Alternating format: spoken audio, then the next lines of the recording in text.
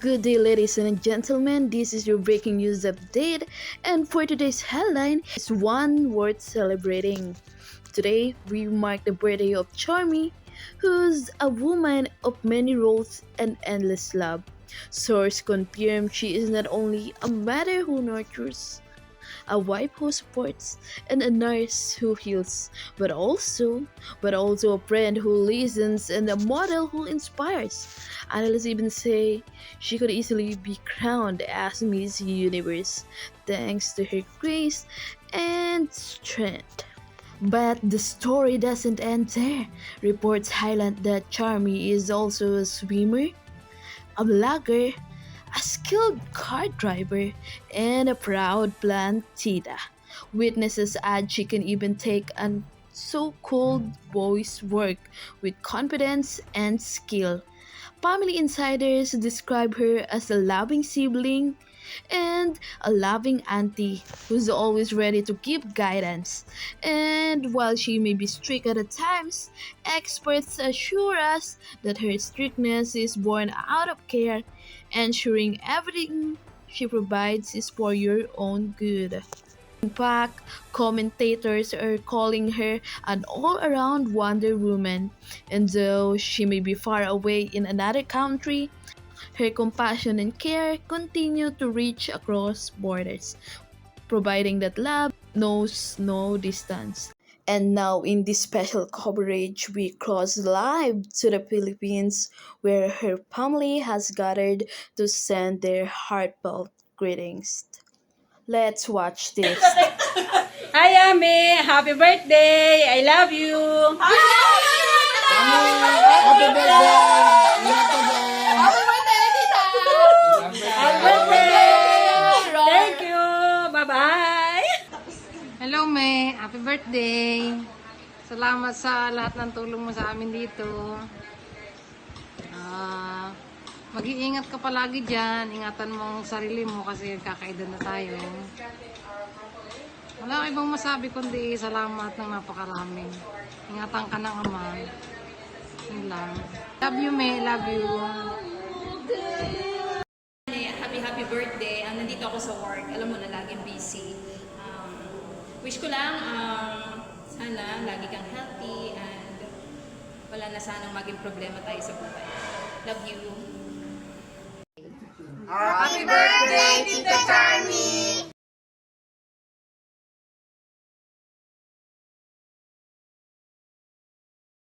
Charmy, I wish you were in Canada, or I can go to And USA. now let's hear a And heartfelt when you come message to all the way Canada, from I'm gonna Canada. greet you. Roman Welcome. family. Hi. Hello. And happy birthday. And we're going to go to the park, the ice cream store, and try on new clothes if they fit you. And I'm very excited. I'm gonna sing the happy birthday. Happy birthday to you. Happy birthday to you. Happy birthday, Tita Charmy. Happy birthday to you. How old are you, Tita Charmy? Like and subscribe, guys. Bye-bye. Just kidding. And I'm really excited. And I'm in my bed. I'm not in my bedroom, I swear. And I'm in a hotel that has this kind of wall. I want to feel it again. Oh, no, I can't touch it. And I'm really excited. And I can't even. And we're gonna eat ice cream. Yummy ice cream. But just don't eat it too fast. Or else. Brain freeze. And I don't know when I had it. Yeah, I forgot. Bye-bye, guys. See you next time. And surprise, Tita. Tita Charmy. Bye-bye.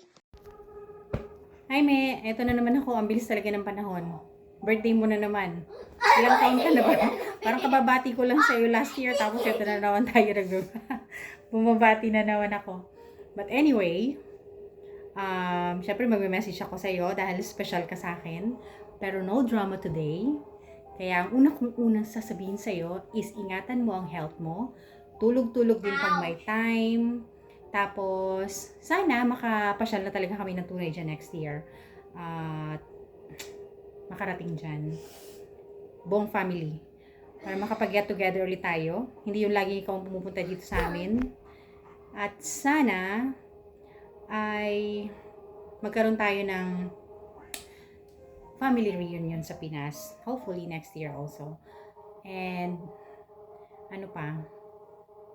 Siyempre, walang sawang pasasalamat pa rin sa'yo kasi lagi kang tumutulong sa ating mga kapatid na lagi mong ginagawa. Ikaw ang nagtatrabaho at namimigay ka lang. Napakabuti mo talagang kapatid. Sana dumating din ang time makapagbigay lang din ako ng mga kaperahan. Anyway, ano pa ba? Ano pa bang gusto kong sabihin sa'yo? Napakarami kong gusto sabihin sa'yo pero minsan hindi ko alam kung bakit pag oras na, nakakalimutan ko na kung anong gusto kong sabihin sa'yo. Siguro, dahil sa camera, sa video, mas mabuti pa siguro na sa call, napakarami pwedeng sabihin. Pero, ayun, wala naman akong ibang hinihiling. Hindi ang humaba pa ang buhay mo, syempre. Magkakasama-sama tayo. At, laging masaya lang. Kasi alam mo na ang mundo. Papahirap na ang mundo. Gumugulo na. Pero at least, we'll just stick together. Stick together. Ay, nako. Basta yun. At nakakatuwa. Nagpa-birthday ka na naman sa Pinas. And dahil dun sa pa-birthday mo, happy-happy na naman sila. At natuwa ako. Dahil nakita ko na naman na nagsama-sama sila. Kompleto na naman ang ating pamilya doon. At napakagandang tingnan pag nagsasama-sama ang buong pamilya. So, happy birthday! At sana magkasama ulit tayo ng makapamasyal at makapagkwentuhan ng mas marami pang kwentuhan. At dahil may gusto rin naman akong itanong sa iyo later on, pag nakita na tayo ng personal, mas maganda pag-usapan ng personal yun. Hindi yun secret. At hindi rin yun something important. Chika lang. Okay? Happy birthday mula sa aking puso. At mahal na mahal kita. Hindi yun magbabago. Ako pa rin ito. Mukha lang ako matanda na rin. Tumatanda na tayo. Happy birthday. I love you so much. Bye-bye. See you.